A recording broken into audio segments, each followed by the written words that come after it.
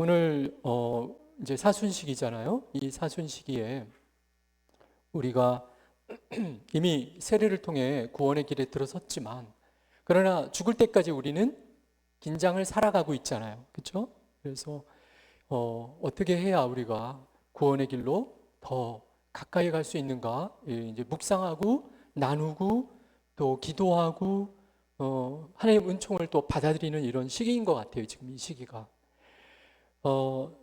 그래서 이제 제가 지금 오늘 나누고 싶은 거는, 첫 번째, 성경이 말하는 인간은 우리 그 동양에는 이런 이론이 있죠. 성선설이 있고 성악설이 있죠. 성경에 의하면은 성선설일까요? 성악설일까요? 아닙니다. 성악 아닙니다. 왜냐하면은 하나님께서 창조하시고 나서 뭐라고 그래요? 그 성악 아니에요. 우리 성경에 의한 인간의 시각은 좋다예요. 원래 좋은데, 뿌리는 좋은데 중간에 잘못된 거지. 아담과 하와가 원죄를 지음으로 말미암아 중간에 변질된 거지, 뿌리는 좋은 거예요. 우리의 뿌리는 성선이다. 우리는 선한 존재다. 이거를 우리 오늘 새롭게 되새겨야 되겠습니다. 그런데 제가 쪽방 사람들을 바라보면 성선설이라고 느낄까요? 성악설이라고 느낄까요? 쪽방 사람들 70%가 알코올 중독자예요. 뭐 날이면 날마다 주사 부리고 막 백신부 나와 이러기도 하고, 술 취하면은 정신이 없어 막말해. 그랬다가 술 깨면은 아이고 미안합니다. 제가 지금 이 사목을 하기 전에 그러니까 용산역 앞에도 우리 쪽방 그 돌봄 시설이 있었어요. 베들레헴 집이라고, 용산이 철거되기 전에 있었던 어려운 동네를 이렇게 이제 돌봤던 우리 시설이 있었는데, 거기서 이제 매일 밥을 줬거든요. 베들레헴 집이라고.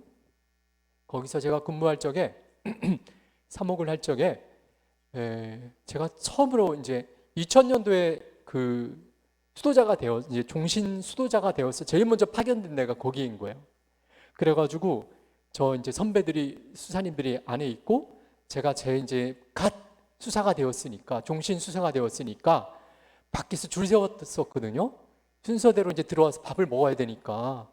그래가지고 제가 줄을 세우는데 정말 가난한 사람들을 위해 일한다는 판타지가 있었어요. 그래, 가난한 사람들을 위해 얼마나 복음적인 일인가 하고 왔는데, 현실은 스트레스야. 왜냐하면은 꼭 그 새치기 하는 사람이 있어. 아니, 얻어먹는 입장에 꼭 그렇게 새치기를 해야겠냐고. 줄을 서서 들어와야 되는데, 그래 제가 줄을 세우는데, 제가 말하면 들을까요? 안 들을까요? 안 듣게 생겼죠. 그러니까 우리 안에 있던 로비에서 식당 이게 서빙하던 선배 수사님이 딱 나오더니, 날 딱 보더니, 야 비켜봐, 내가 한마디 할게. 여기 이게 감사하게 먹어야지. 여기 앞에 얼마나 기다렸는데 뒤로 가면서 그 사람 새치기 하는 사람이 키가 작았어요. 멱살을 잡고 뒤로 끌어냈거든요. 근데 이 양반이 잽을 날리는 거예요, 수사님 목에.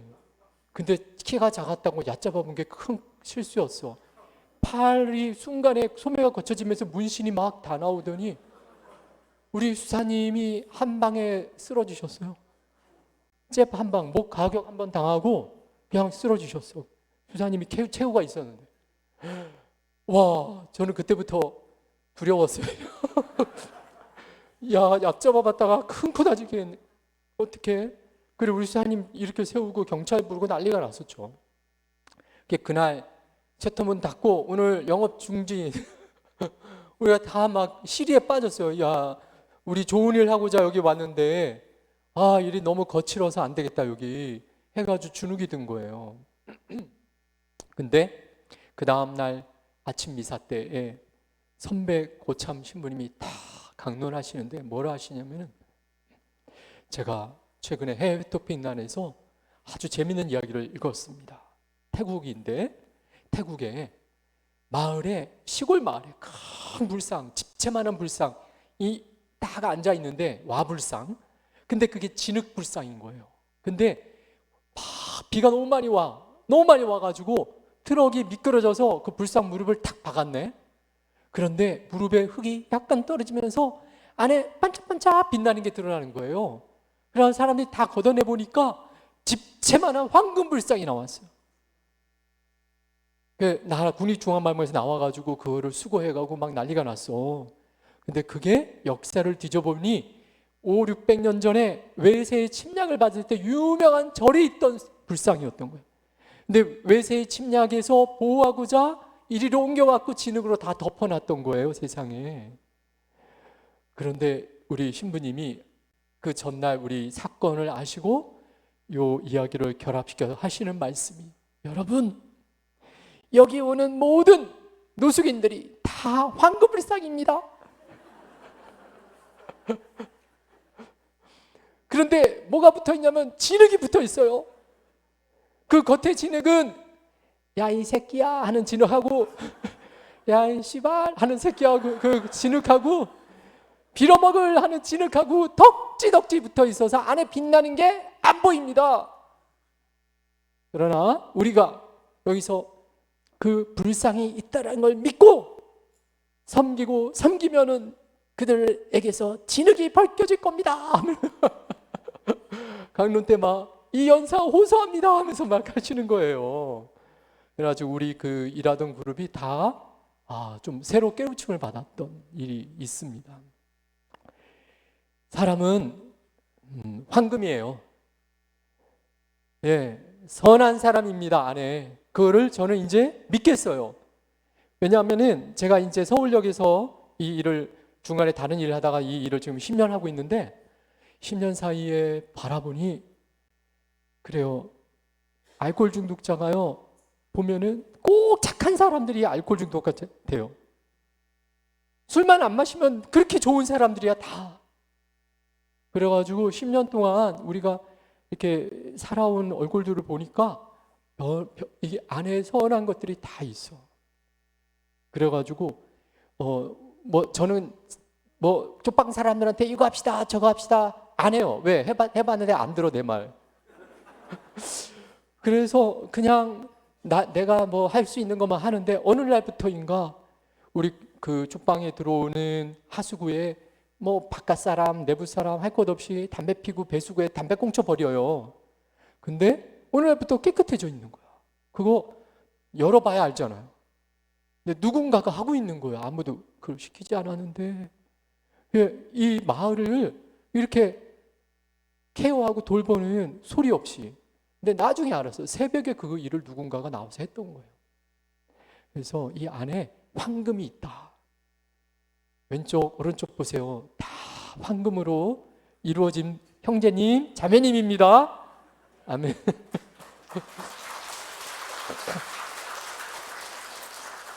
우리가 상처가 너무 많아서 그게 안 보일 뿐이에요. 그게 덕지덕지 붙었어.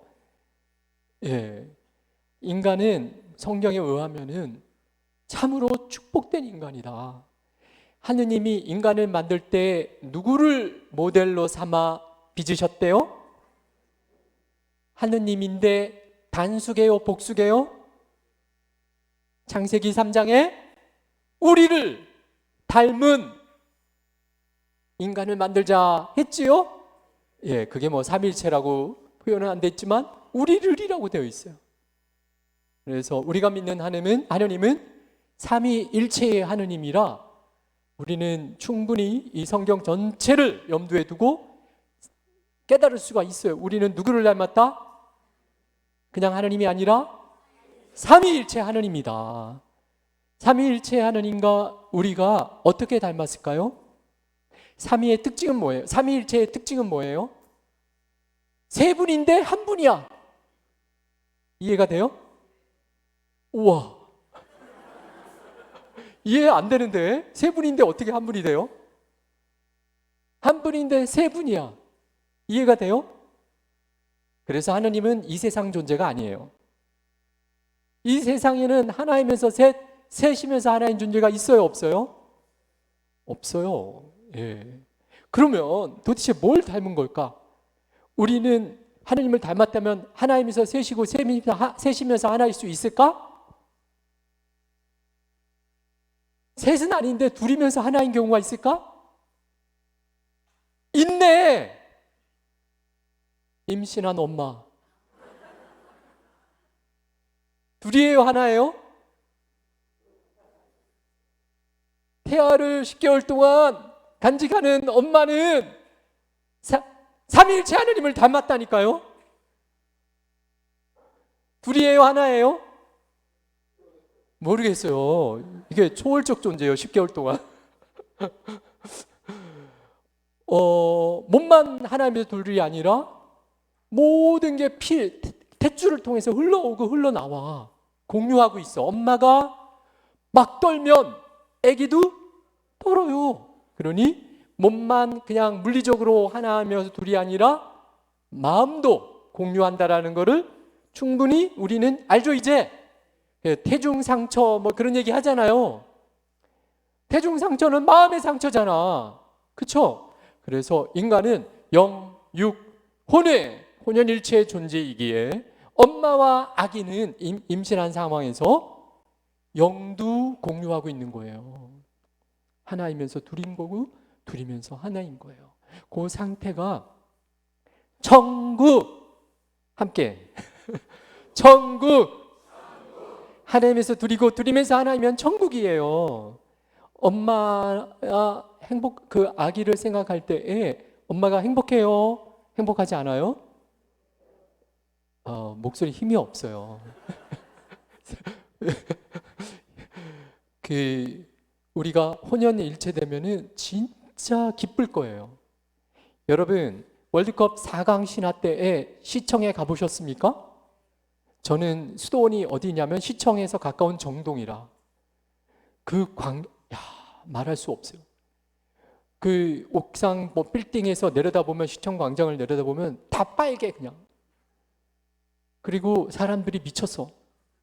생판 모르는 사람인데 골이 들어가면 껴안고 부둥켜고 웃고 난리가 나. 그 스포츠인데 신앙도 아닌데 그렇게 공감이 그렇게 될 수가 있냐고. 그때 너무 좋았던 경험인 거예요. 그렇죠? 여러 명이 한 목소리와 똑같은 생각과 똑같은 의지가 되면은요, 뭔가 이루어질 것 같은 느낌이 있고 기뻐요. 희한하게. 제가 이탈리아에서 한 3, 4년 산 적이 있는데 이탈리아의 역시 본고장이라 거기는 그 성령 강림절 전후로 한 도시에 휴양지니까 이제 관광객이 있는 모텔, 숙소 막 이런 게 있잖아요. 그게 다 없는 빈 상태에서 5월 달에 여름에 이제 주로 차니까 전국에서 성령 강림절로 다 모여. 한 도시에 모여가지고 이제 성령 기도회 회원들이에요. 한 3만인가 모여요. 모여가지고 우리 뭐 동대문 뭐 체육관 뭐 장충체육관 이런 데 같은 데서 모여가지고요. 다 함께 기도를 하는데 3만이 모여요. 3만이. 그러니까 한두 개 막 중계방송도 해가지고 여러 군데 모여서 한 마을에. 그래가지고 다 함께 일시에 하나님 부르는 거예요. 3만이. 3만이 함께 하나님 부르는 광경을 보신 적 있으세요? 구름이 몰려왔어요. 진짜. 솔로몬이 왕궁을 지었을 적에 이렇게 궁 안에 안개가 끼듯 그런 현상이 일어나더라니까요. 전지가 울리는 거야. 예수 그리스도는 우리의 주님이십니다 하고 3만이 외치니까 땅이 흔들리더라고요. 그래서 그날 제가 거리에 나가면은요, 수도복 입고 나가면은 조심해야 돼요. 붙잡고 고백성사 보고 난리가 나. 신호등에 딱 서 있으면 묵주기도 하고 앉아 있어 다들. 그래서 여기가 천국인가 생각했어요, 진짜. 우리나라도 그런 모임이 있으면 참 좋겠는데 하는 아쉬움이 있는데, 아무튼 얘기하려고 하는 거는 이 하나된 체험이라는 게 놀랍다. 우리가 천국에 가면은요, 그리스도를 머리로 하여 한 마음 한 뜻을 이룰 거예요. 그러면은 척하면 뭐가 돼요? 앱니다가 돼요. 사랑하면은 그래 사랑해. 아 저기 돕자 하면 그래 돕자 이렇게 되는 거예요.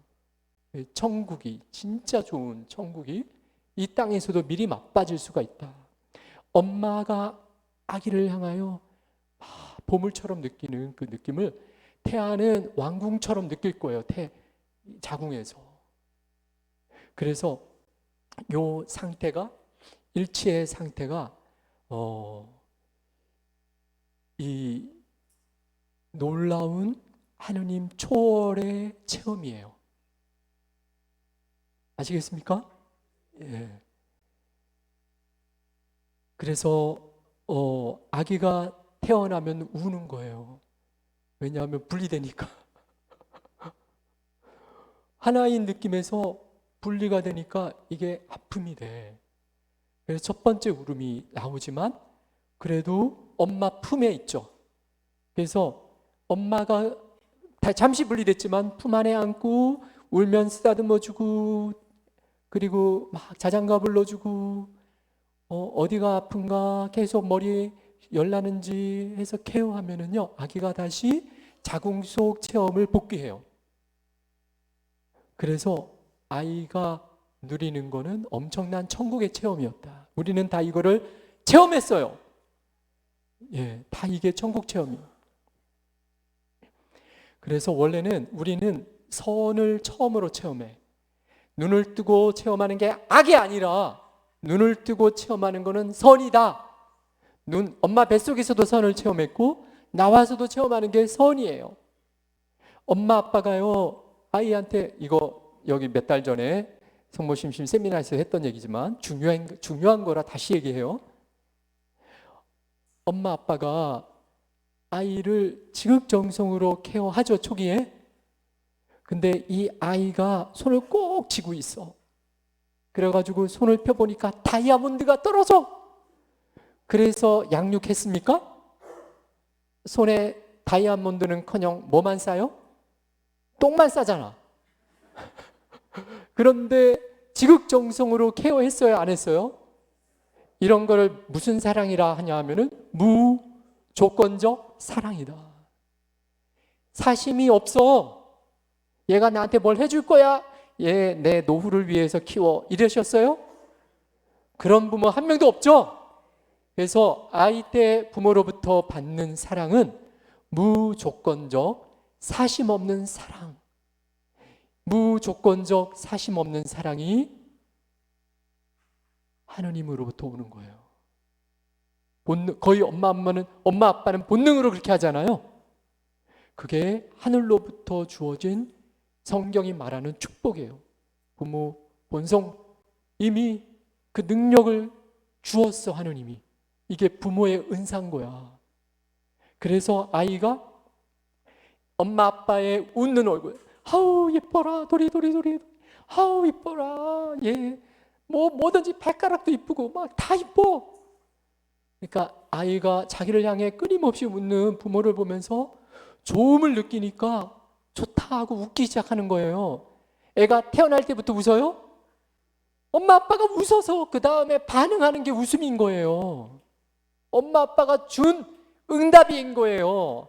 그때 아이가 엄마 볼을 만지려고 그래. 엄마 이쁘구나, 아빠 좋구나 하는 순간 실은 엄마 아빠라고 모습은 엄마 아빠지만 영으로 체험하는 거는 조건 없는 사랑, 즉 하느님입니다. 그래서 우리 종교교육을 안 받았어도, 세례를 안 받았어도, 심지어는 누구나 다 하느님의 사랑을 체험했습니다. 아멘. 우리는 누구든지 엄마와 아빠의 품에서 성장한 인간이라면 누구든지 하느님을 체험했습니다. 하느님을 압니다. 우리가 세례받으러 처음 왔을 때 하느님 얘기하면은 하느님이 하느님인 줄 알잖아요. 그게 어디서 온 거냐면은 아기 때 엄마 품에서 체험한 그 하느님을 내가 알기 때문이에요.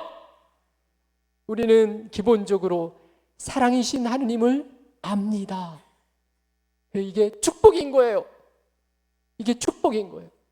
그래서 아기 때는 이 마음이 너무나 백도화지야. 상처받은 적이 없어. 그래, 그 백도화지에 하트를 찍으면 온 세상이 하트인 것처럼 이 아이가 온 세상이 하트처럼 느껴지는 블루장을 엄마 아빠로부터 찍혀요. 그래서 그 사랑으로 평생 사는 겁니다. 그거를 그런데 그리워하며 삽니다. 왜? 왜 그리워하냐고요? 엄마 아빠가 하느님이 아니라서. 그 초기에 몇 달 동안 받았던 그 체험이 그 초기로 끝나. 그 다음부터는 엄마 아빠가 귀찮아지는 때도 있고 아기가 어떤 때는 실수하기도 하고 막 그래요. 그래가지고 그러나 이 사랑을 못 잊어. 조건 없는 무한한 사랑을 늘 그리워하면서 살기에 엄마 아빠로부터 더 이상 기대할 게 없으면 친구로부터 찾는 게 사춘기인 거예요.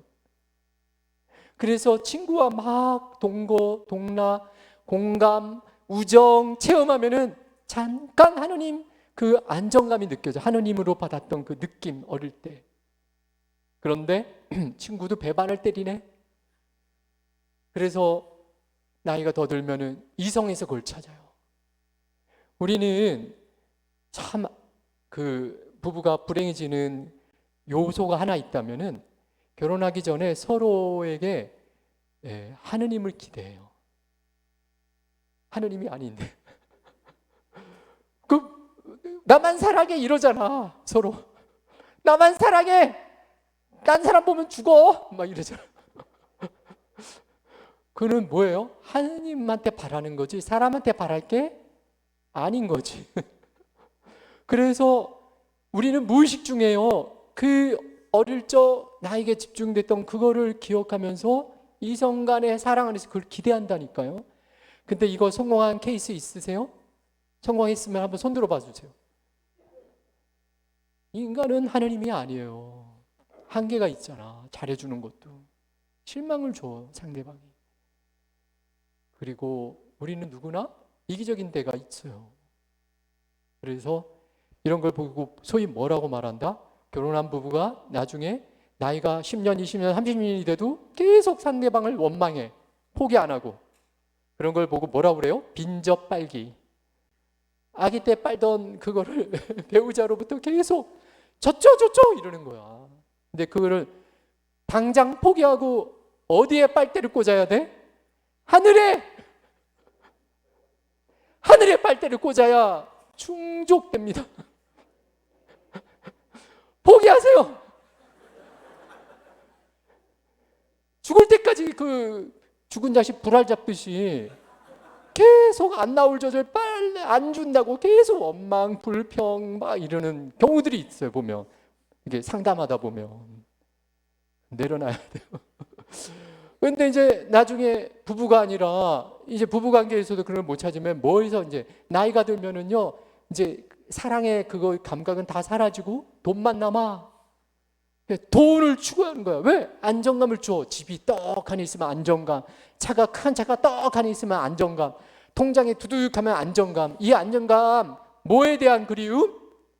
하느님 아버지 사랑에 대한 그리움이에요. 실은 우리가 정말 물질적이고 금전적인 그런 걸 추구하는 것 같지만 실은 영을 추구하고 있는 거예요. 그 속에서는 돈 하는 그 사람 모든 밑바닥에는 하느님을 만나고 싶다라는 목마름이 있는 것입니다.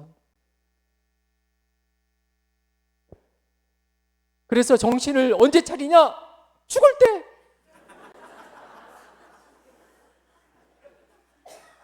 숨이 넘어갈락 말락 하면 그때 이 내가 추구했던 게 다 헛수고구나. 그제서야 늦어. 하느님 도와주세요. 도와주실까요? 예, 도와줘요. 우도를 보면 알잖아요. 예수님 오른편에 달렸던 강도 평생 강도짓만 했길래 거기에 달렸겠죠? 그러나 마지막 몇 분 기도했겠죠? 예수님께 말을 건넬 때 뭐라고 그래요? 예, 당신은 정말 선한 분, 당신 하느님 나라에 들어갈 때 나를 뭐만 해달라요? 기억만 해달라고 했는데 세상의 포상을 어떻게 받아? 너는 진정 오늘 나와 함께 낙원에 들 것이다 해서 예수님 손잡고 들어간 유일한 사람, 유일한 게 아니 첫 번째 사람, 하느님 나라에 들어간 하늘나라 시민 1호는 누구다? 예, 강도다. 여러분, 세례명에 라틴어로 강도가 라투루스예요. 라투루스. 라투루스라는 세례명이 있습니다, 여러분. 예, 이 하느님 자비의 상징이에요. 라투루스. 그래서 이런 인간은 하느님을 알지만 이게 역설적이에요. 내 하느님을 알아서 축복받은 인간이지만, 그래서 행복할 수 있는 인간이지만 하느님을 닮은 인간, 닮았다라는 거를 아까 충분하게 설명을 못 드렸는데, 둘이면서도 하나인 임산부의 상태에서 아빠가 한 명 더 들어오면 셋이면서 하나인 거예요. 그렇죠? 네. 그래서 엄마, 아빠, 아기가 삼위일체와 닮았다라고 몸의 신학에서 얘기해요. 요즘 몸신학 들어보셨나요? 예, 몸신학에서 하는 얘기예요. 엄마, 아빠와 아기가 성부와 성자와 성령 이미지다. 그래서 엄마가 태아의 관계 안에서 둘이면서 하나이듯 엄마와 아빠와 아기가 이제 출산되어서도 셋이면서 하나인 뭘로? 사랑으로 묶여 하나인 가정을 이루면 그것이 삼위일체를 이루는 것이다. 그래서 그 삼위일체를 향하여 이 가정이 기도할 때 은총을 받아 닮아갈 수 있다라는 게 오늘날 현대 몸의 신학에서 하는 얘기예요. 예. 그래서 얘기하려고 했던 거는 인간은 축복된 존재이면서도 자기 안에서는 사랑을 끌어낼 수 없기에 비참한 인간이에요. 자꾸 헛짓거리해 평생을. 하느님에게서 받은 걸 엉뚱한 찾기 때문에. 그래서 이것을 깨닫게 하고 알게 하러 오신 분이 누구시다? 예수 그리스도시다. 예수님은 하늘의 천국을 사셨어요. 빌립비서 2장에 6절부터 보면 성자는 누구 곁에 있었다? 성부 곁에 계셨다. 그런데 성자는 성부의 오른편에 계시는 것을 고수하지 않으시고 성부의 뜻을 받들어 순종하여 이 땅에 오시고 어떻게 하기까지 순종하셨다? 죽기까지 순종하셔. 저승까지 가시죠. 그리고는 하늘의 아버지가 그 순종하는 아들의 모습을 보고 어떻게 해요? 끌어올리시죠. 저승까지 간 그 성자 아들을 끌어올려 다시 오른편에 세우시고 어떻게 하신다? 영광스럽게 하신다. 이 내용이 사도 바오로의 필리피 창가죠. 예, 잘못 말했나? 예, 필리피 창가에 그렇게 나오죠. 예, 예수님이 이렇게 아버지 곁에 있다가 내려오셔. 그래서 하늘의 천국을 살던 것을 딱 베들레헴 성모 마리아 품에 딱 태어나셔가지고 인간으로서 살아낸 역사가 33년. 무슨 뜻이냐면은 인간이 아닐 때 누렸던 삼위일체, 혼연일체의 천국 체험을 이 땅에 내려와서도 살아보신 게 33년인 거예요.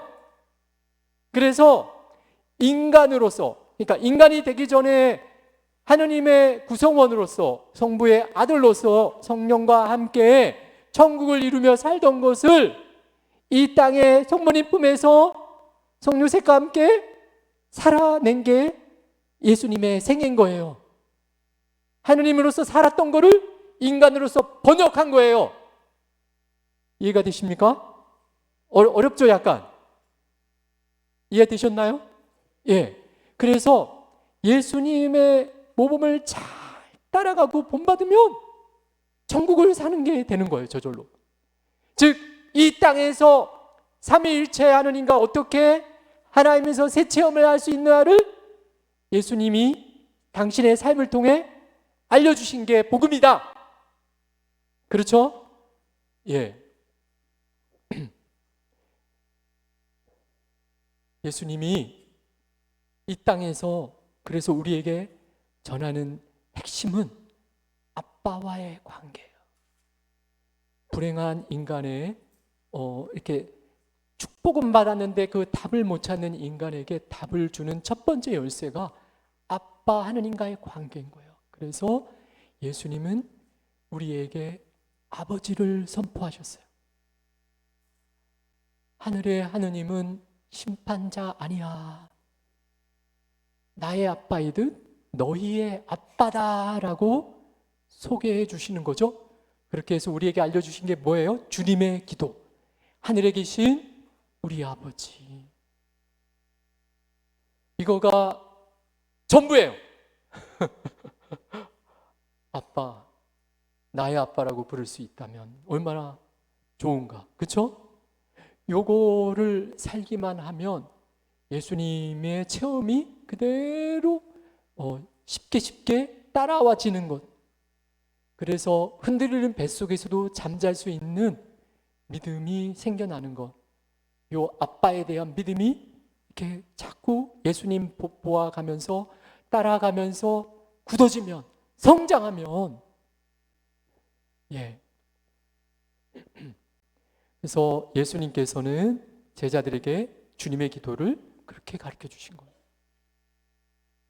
근데 매일 기도하에 오늘 우리에게 일용할 양식이란 달라고 할 때는 한 달 일용할 양식을 달라고 하지 않고 오늘 매일 기도해야 된다는 뜻이잖아요. 그렇죠? 그래서 매일 아빠를 부르면서 하루하루를 이렇게 사는 것이 묘책이다.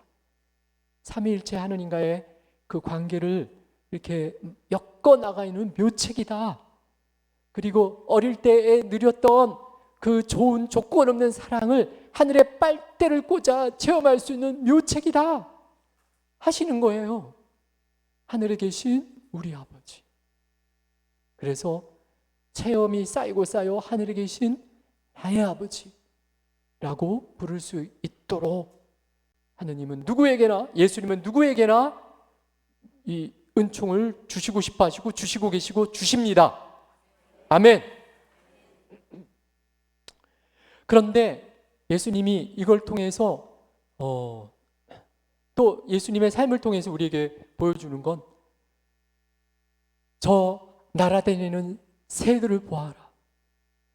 누가 길쌈도 하지 않는데 그네들을 하늘의 아버지께서 살려주신다, 먹이신다, 돌보신다.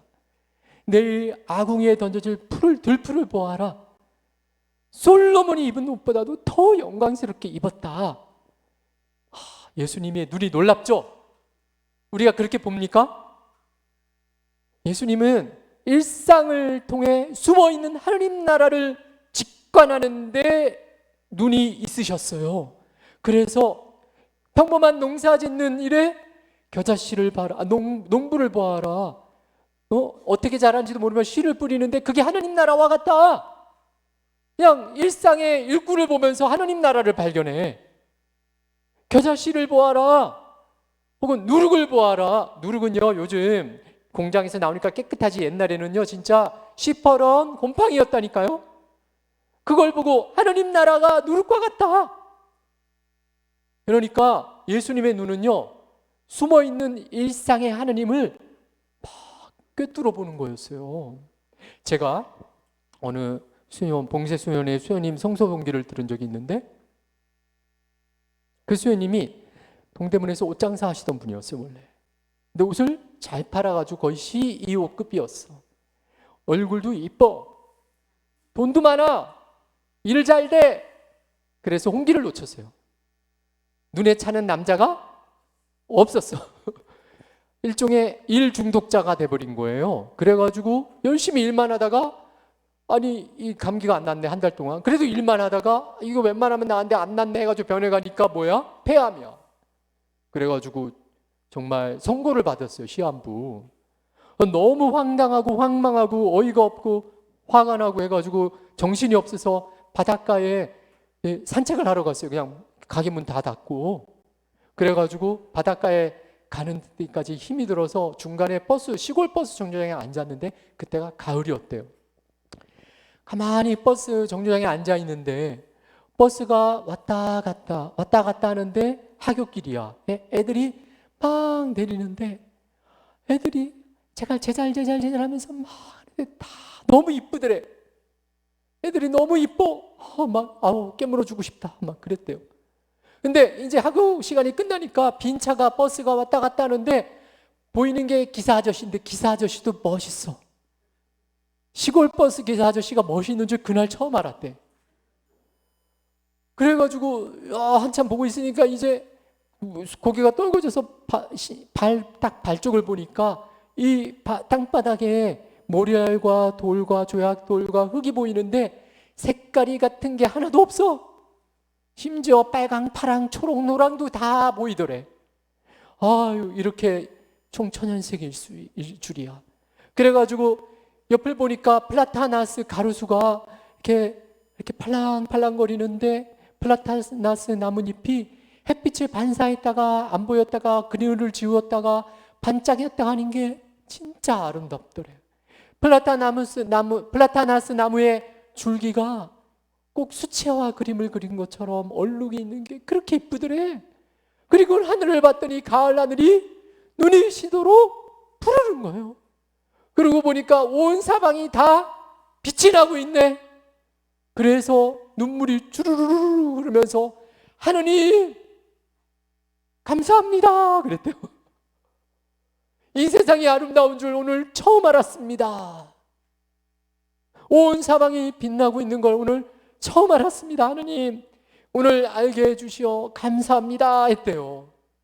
그리고 제가 하루라도 이 좋은 세상을 감사하며 내일도 일어날 수 있게 해주십시오. 그래서 다음날 눈이 뜨니까 안 죽었더래. 그래서 또 보니까 막 아름다움. 하느님 감사합니다. 또 다음날 안 죽었더래. 그래서 또 감사합니다. 감사합니다를 붙이고 살았더니 의사가 말한 시기를 넘겨서 사네. 감사합니다를 계속 했더니 조금씩 나아지네. 그래가지고 어느 한순간 그래 나는 지금 제2의 인생을 사는구나. 하느님께 바쳐야지 해서 봉쇄수도원 들어가셨어요. 그런데 그 체험이 놀라운 체험이었다고 고백하는 거예요. 버스 정류장 체험. 이게 흔하게 오는 체험이 아니야. 그 수녀님이 수원은 들어가서 그 체험을 해보려고 하는데 잘 안 돼 지금. 근데 이거예요. 예수님 체험이야 이게. 이게 아름답다. 아무것도 아닌 것 같은데. 우리 수도원의 성소 동기 신부님 한 분은 어떠냐면요. 원래 고등학교 국어과 교사였어요. 근데 옛날 흙바다, 요즘은 다 그런 데 없는데 흙바다 운동장에 세상에 풀 하나 없는 데에 한쪽 편에 민들레가 시멘트를 뚫고 나와 피어 있는 걸 보고 감동을 받아가지고 회개해서 수도원 들어오신 분이 있어요. 이분이 시인이야, 시인. 그래서 거기서 큰 통찰을 얻었어요, 그 민들레. 그 하느님 체험이에요. 예수님이 평범한 곳에서 하늘나라를 다 봤다니까. 그래서 예수님이 초대하고 계십니다, 우리를. 무료하다고 생각하지 마라. 평범하다고 생각하지 마라. 너의 주변에 숨어있는 하느님 나라를 믿고 감사하라. 그래서 예수님의 이런 체험을 하게 되면은 보시니 좋았다의 창세기 하느님 아빠 눈을 회복하는 거예요. 그리고 예수님은 그러나 인간의 가장 큰 문제가 죽음이라는 걸 알았기 때문에 죽음에 이르러서는 영원히 무언가, 왜 나는 영원히 살 것 같아 죽을 건가? 옆에 있는 사람들 죽어가는 거 보면 나도 죽게 되는 거는 맞는데 받아들여지지가 않아. 거부하고 싶고 인정하고 싶지 않은 이 죽음을 예수님은 이제 해결하는데 동정요법을 취하셨죠? 죽음을 죽음으로 치유해 버리시는 분이 예수님이셔. 죽음은 우리 인간이 겪을 수 있는 가장 큰 고통인데 당신이 죽음을 죽음으로써 죽음이 무섭지 않게 하신 게 십자가 체험이에요. 죽음이 사랑의 봉헌 행위가 되도록 본인이 모범을 보이셨고, 일단 그리고 실제로 하느님으로서 이게 죽으면 안 되는 분이 죽음으로써 기적이 일어났죠. 부활이라는. 인간은 죽고 끝인 것 같은데 예수님 덕분에 부활이라는 게 생겨났어요. 우리는 다 부활할 겁니다. 예. 그래서 우리 신앙인에게는 예수님이 이러한 치유를 주십니다. 죽음을 넘어선 치유를 주시는 거죠. 예수님의 죽음이 하느님이기 때문에 손쉽게 통과한 순한 죽음이 아닌 거예요. 왜냐하면 겟세마네 동산에서 피땀 흘리시는 거 보면 그렇죠? 예. 이미 겟세마네 동산에서부터 예수님은 하느님의 아들이면은 체험하지 말아야 될 증상을 느끼기 시작하셨어요. 예수님이 흔들리는 폭풍우 뱃속에서도 죽음이 두렵지 않았거든요. 그리고 라자로도 부활시킨 분이거든요. 그런데 그거는 관계없어. 뭐가 중요했냐면은 요한복음 17장처럼 아버지와 내가 하나입니다 라는 이 체험이 예수님의 천국 체험의 DNA거든요. 아버지와 내가 하나라서 내가 흔들리는 폭풍울 속에서도 두렵지 않은 거는 이 아빠가 내 곁에 있다라는 현존 체험이 꽉 예수님을 채우고 있었기 때문이에요. 그런데 겟세마네 동산에서 피땀 흘리면서 기도하는데 부활에 대한 느낌이 없어. 이 겟세마네 동산 기도하기 전에는 순환 예고를 3차례 하셨죠? 그래서 부활할 거다라고 미리 예고하셨음에도 불구하고 겟세마네 동산에서 아버지 부르는데 답이 없어. 벌써 뭔가 조짐이 이상해. 순환의 조짐이야. 그리고 갈등을 많이 해요. 아버지의 뜻입니까? 이게 헷갈립니다. 이 헷갈려하는 건 내 뜻입니까? 혼돈스럽습니다. 그 전까지는 예수님은 명확했거든요. 아버지의 길을 가자. 아버지의 길을 간다. 아버지의 뜻을 이루자. 그래 이 길이 맞다 하고 확신으로 왔던 길인데 겟세마네 동산에서 큰 번민을 체험하셨어요. 왜 그렇게 허락하셨냐? 하느님 아버지가 인간 누구에게나 있을 수 있는 것을 경험하게 하시는, 즉 고독한 사람들을 고통을 느끼게 하시는 거예요. 하늘의 아버지께서. 그래서 예수님이 어떻게 보면 무미건조하게 하느님 현존 체험도 없으면서 아버지의 뜻! 하고 탁 결심을 하고 일어나. 요한복음에 보면 제자들에게 가자! 이제 나를 팔아넘기러 올 사람이 왔다! 일어나 가자! 하고 그 순환의 길을 걸어요. 가는 거예요. 그래서 유대의 지도자나 헤로데나 빌라도가 예수님을 처형하는 순환의 길로 데려간 게 아니라 어떻게 보면은 하느님이 주체가 되어 가시는 순환의 길이었죠. 그렇죠? 그래서 수동적인 죽음이 아니라 능동적인 죽음이었어요. 물론 이건 자살은 아니죠. 예수님이 억지로 그렇게 한 게 아니에요. 상황이 다 그렇게 섭리가 이루어져 가는 거를 예수님이 동의한 거예요. 그렇게 해서 걸어가는데 우리가 잘 알듯이 십자가상에서 예수님이 가상 7원을 발언하시죠. 7마디 말씀을 하시죠. 십자가 위에서. 그 중에 이제 후반부에 가면은 어떤 말씀 하시냐면은 엘리 엘리 네마 사박타니, 나의 하느님 어찌하여 저를 버리시나이까. 이 말은 난 사흘 후에 부활할 거야. 하느님 어찌하여 저를 버리시나요? 말이 돼요, 안 돼요? 말 안 되죠? 아까 겟세마네 동산에서 느꼈던 혼란이 극화된 거야. 최고치가 이르는 거야. 아버지 어찌하여 저를 버리십니까? 라는 말은 진짜 버려졌기 때문에 그 순간 그렇게 진실로 느낀 거예요. 하느님이 버림받은 거예요. 물론 하늘의 아버지는 그렇지 않으셨겠죠. 패션 오브 크라이스트에 보면은 예수님 임종하는 순간에 그 카메라가 하늘에서 아래를 내려다보는 장면이 되어 클로즈업 되거든요. 그때 뭐가 떨어져요? 하늘에서? 예, 방울이 한마 떨어져 가지고 십자가 발치에 탁 떨어져요. 그게 누구의 눈물이에요? 성부 아버지의 눈물이라고. 패션 오브 크라이스트 멜 깁슨 감독이 만들 때 바티칸 신학자들한테 자문받아서 만든 삽입한 장면이에요. 그래서 하늘의 아버지는 침묵이셨지만 끙끙 앓으셨어. 하늘에서 아버지도. 왜? 예수님이 이 땅의 모든 고통받는 가장 비참한 사람의 체험을 해야만 그 영혼을 공감하여 구원할 수 있기에. 그래서 쪽방 좀 와보면 고독사 하는 사람들이 간혹 있거든요. 진짜 가족 아무도 없이 한 평도 안 되는 방에 돌아가시는 분들 보면 그 고통이 너무나 아파요. 그래서 그런 사람들을 홀로 있지 않게 하기 위해 하는 일이에요. 제가 하는 일이. 근데 그것처럼 예수님이 십자가 위에서 진짜 버림받은 거예요.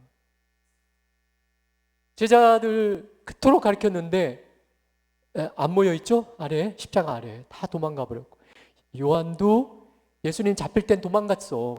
그 용기 없는 사람이야. 그 사람도. 유일하게 같이 머물렀던 분은 성모님 정말 한 분. 그래서 예수님 인간적으로도 외롭고, 그리고 무엇보다 핵심은 하늘의 아버지가 소리가 안 느껴져요. 진짜 홀로 있는, 그리고 진짜 아버지가 나를 버려? 이제까지 모든 거를 다 이해했는데 이 영적으로 단절된 느낌, 꽉 막힌 느낌은 처음 체험하시는 거였던 거예요. 그래서 부르짖었던 거죠. 어찌하여 저를 버리십니까?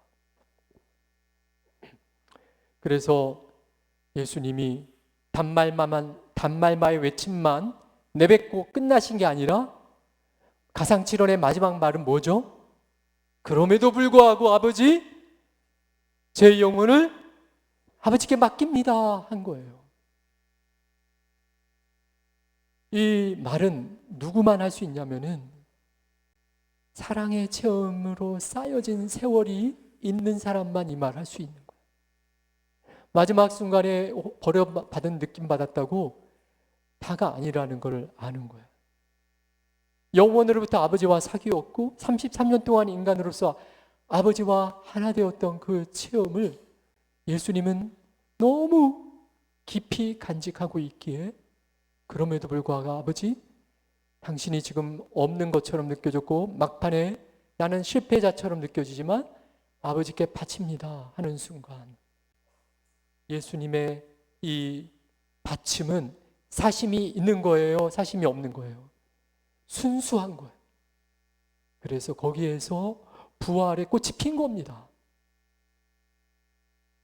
사랑이 핀 겁니다. 빈 무덤에 아무것도 없는 게 아니라 성령이 꽉 찬 겁니다. 예수님이 안 보이는데 하늘과 이 땅 사이에 이 지성소가 쪼개지면서 성령이 꽉 찬 겁니다.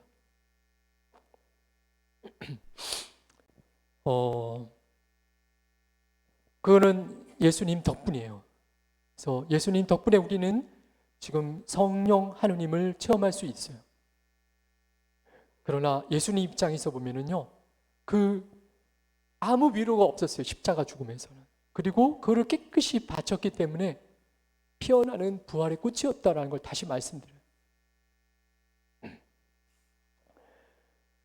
침묵의 예수님께는 엄청난 고통이었지만, 그러나 그 침묵 속에서, 하늘 아버지의 침묵 속에서 순수한 아버지와의 관계를 재발견했다.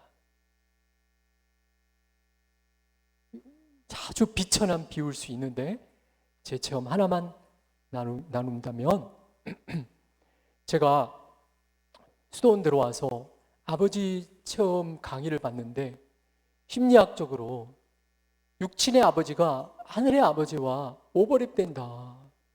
그래서 신앙생활할 때 육친의 아버지의 이미지가 치유될 필요가 있다.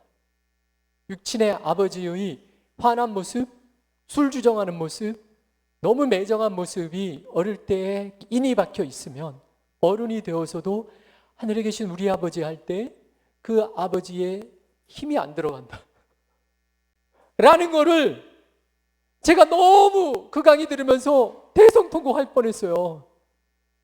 왜냐하면 내 아버지가 그림자 같아. 저한테는 보호자가 아닌 아버지였거든요. 왜냐하면 뭐 나빴다는 얘기는 아닌데 어릴 때 아버지가 제 곁에 안 계셨어요. 왜냐하면 지방에 직장이 있으셔가지고 서울에 우리가 이제 우리 학교가 서울에 있으니까 기러기 아빠처럼 이렇게 왔다 갔다 했는데 한 달에 한두 번 오신 거예요. 근데 한두 번 오시면은 우리랑 좀 얘기도 하고, 우리 아버지와 인연도 쌓고 뭐 이런 게 있어야 되잖아. 근데 오시면은 어떻게 한 줄 아세요? 안방에 들어 누워 좀 잠만 자셔. 어릴 때 아버지의 기억은요, 드르렁밖에 없어요. 게다가 경상도 사람이라 말도 없어 별로. 집에 오면 왔다. 그리고 끝이야. 밥 먹을 때 묵자. 끝이야. 자자. 끝이야. 갈 때 그냥 간다 하고 뭐 없어 아무것도. 제 아버지는 저한테는 그림자인 거예요 완전히. 그리고 큰 그 충격을 한번 받은 거는 초등학교, 국민학교 때 막 여름이 너무 더우니까 안방불 다 끄고 한 10시쯤에 엄마랑 동생이랑 저랑 막 불 끄고 여름밤에 더우니까 그냥 이런저런 얘기하고 있었는데 세상에 창문으로 이 간유리 창문으로 검은 그림자가 지나가는 거예요. 한 사람이 우리 앞에 마당으로 대문 너무 들어온 거야. 누가 우리 어머니가 놀래가지고 도둑이야. 나도 옆에서 으아 그러고. 근데 우리 가족이 다 그때 그 트라우마가 됐어요. 그때 화장창 소리가 나더니 막 왔다 갔다 하더니 우둥퉁 하더니 지붕 위로 올라가더니 막 사라졌어. 근데 막 바깥이 엉망진창이 돼 있었다. 그래가지고 아빠가 없는 집안이 왜 이렇게 무서운가 이런 그 체험을 그때 크게 막 그게 좀 기억이 크게 남아 있어 저한테. 그래서 아빠를 생각하면 아버지를 생각하면은 그냥 있으나 마나. 엄마는 없으면 안 돼. 엄마는 내 평생 나를 챙겨주고 도와주고 다 하신 분이야. 그래서 이제 제 인생의 가장 힘든 순간 중에 하나가 군 시절인데 제가 군생활 못하게 생겼죠. 예, 진짜 고생 많이 했어요. 행군을 하다가 뒤쳐져가지고 맨날 야단 맞고 한 번은 낙오돼서 나 찾아다니러 전 군이 찾아다니고 이랬었어요. 진짜 제가 생각해도 진짜 어떻게 살았는지 모르겠어요. 근데 군 이등병 되기 전 5주 동안 훈련 받아요. 군사훈련. 군사훈련 받고 나면은 그 부모님들을 다 편지 써서 오게 하시잖아요. 연병장에 다 돗자리 펴고 안 가가지고 막 갈비 브루스타에다가 갈비 막 지지고 삼겹살 하고 막 이러는 날이잖아요. 그날이. 근데 분명히 내가 편지 썼는데 어머니 아빠 오십시오 했는데 안 오는 거야. 옆에는 막 갈비 지지고 난리가 났는데. 근데 우리 아버지가 의병소에 늦게 오셨는데 세상에 브루스타는커녕 검은 봉다리 하나 들고 오셨죠. 그래가지고 아빠는 안 와도 되는데 엄마는 말이 없어. 딱 한 말씀에 아프다. 어디가 아픈지 얼마나 아픈지 얘기도 안 해 그냥 그리고서 쭉 앉으시더니 검은 봉다리에서 김밥 하나 쭉 내시더니 긴 사이다 하나 쭉 꺼내시더니 묵자. 이게 뭐야. 옆에는 고기인데 우리 아버지는 센스도 없고 뭐야 이게. 그러나 배는 고프고 해서 먹으려고 하는데 이게 옆구리가 터졌어요. 김밥이 너무 두꺼운 거야. 이렇게 두꺼워하면서 먹다가 하다가 생각해보니까 엄마는 아프고 김밥은 옆구리가 터졌네? 그럼 누가 싼 거지 이거? 설마? 아버지를 딱 봤는데 그 순간 아버지가 이 눈물을 흘리는데 그냥 눈에 수도꼭지 틀은 것처럼 이렇게 막 굵은 눈물, 제 인생에 처음으로 봤어요, 눈물을. 그냥 아버지가 눈물을 흘리시네? 이상하다. 눈물이 나나? 모르겠네. 하면서 김밥을 먹는데 내 생각은 아버지가 우시네 하는데 나도 울고 있어. 이게 왜 내가 울지? 나 모르겠다. 왜 울지? 막 먹고 났다가 이게 머리로는 아버지에 대한 가까워짐이 하나도 없는데 일어나실 때는 나 아버지를 안고 있더라고요. 그래서 그날 치유가 다 됐어요. 제 아버지에 대한 그림자 느낌이 사라지는 거예요. 그러니까 저는 수돈 들어와서 군에 가서 그래요. 군대 들어오기 전에 그 교육을 받았는데 아버지 이미지 심리학 교육을. 그래서 그 아버지 그날 체험으로 제가 군 생활을 사고 안 치고 끝까지 이겨냈던 것 같아요. 그런데 이 배가 부르고 등이 타시면은 그 아버지에 대한 그 기억을 병장 갈면서 사라졌어. 배가 부르고 등 따시니까 편해지니까 상병까지는 그 힘으로 살아야 막 기억했는데, 그래가지고 제대하고 수도원에 들어왔는데 하늘에 계신 우리 아버지 하다가 이게 떠오른 거야. 묵혀뒀던 이 기억이.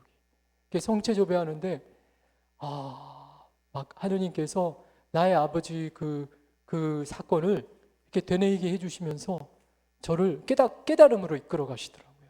뭐냐 하면 지금 같은 사순 시기였기 때문에 예수 그리스도가 하늘에 십자가상에서 하늘에 대고 소리쳐도 답이 없어. 침묵이었잖아요. 이 침묵의 의미를 저는 비천한 비유인데 내 아버지를 통해서 공감이 되는 거예요. 나의 아버지가 많은 시간을 침묵으로 사셨거든요, 저한테.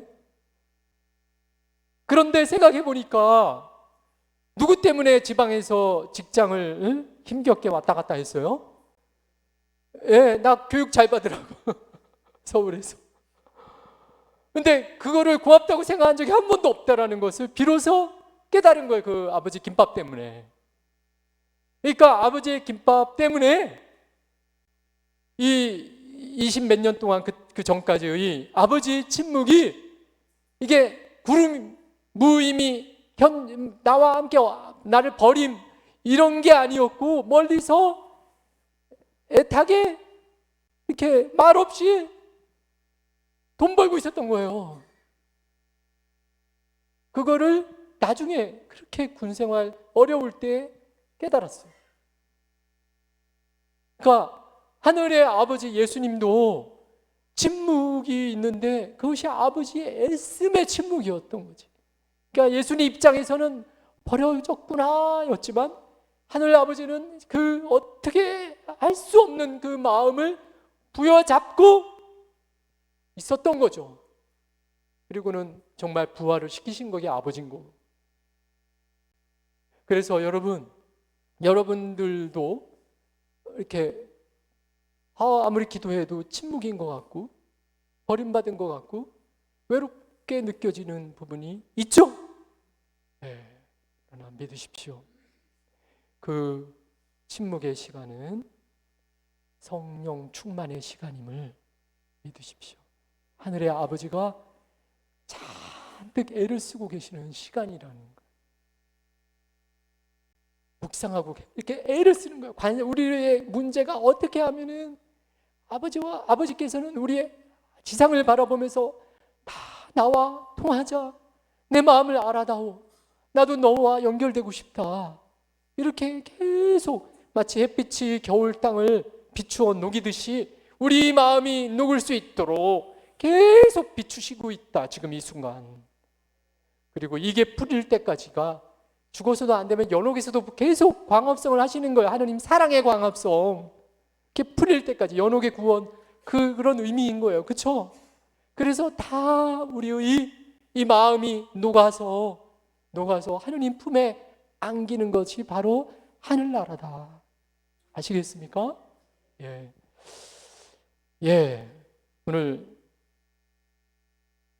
예수 그리스도를 통한 아버지의 사랑, 이것이 우리에게 가장 중요한 이 땅에서의 모든 고통을 이겨내는 열쇠다라고 말씀드리면서 마무리하겠습니다. 성부와 성자와 성령의 이름으로. 하느님 아버지, 우리를 있는 그대로 다 받아들여 주십니다. 괜찮다고 말씀하십니다. 우리가 조금 전까지, 이 몇 시간 전까지도 허겁지겁 살았다면 괜찮다고 말씀하십니다. 우리가 이 시간 전까지도 나는 참 안 돼. 왜 남들은 잘 되는데 나는 안 될까? 라고 생각하는 그 마음에도 내가 여기 있다 하시며 괜찮다라고 말씀하십니다. 오늘 하늘의 아버지가 가장 답답하고 아무런 감각이 안 느껴지는 메마름이 너무 갈라질 정도로, 마음이 갈라질 정도로 혼란한 영혼을 하나님은 더 사랑하십니다. 하나님은 우리의 생각과 달라서 내가 자격 안 되는데 하는 그 마음에 오히려 내가 다른 그 누구보다도 너를 사랑한다라고 선언하십니다. 오늘 여기 있는 우리 모두를 정말 다 한 명 한 명 깊이 사랑하시는 아버지이시여, 오늘 이 사순시기를 통하여 예수님을 통해 우리 모두가 아버지를 내 아빠라고 부를 수 있게 축복해 주소서. 주님 감사합니다. 주님 감사합니다. 주님 감사합니다. 아멘.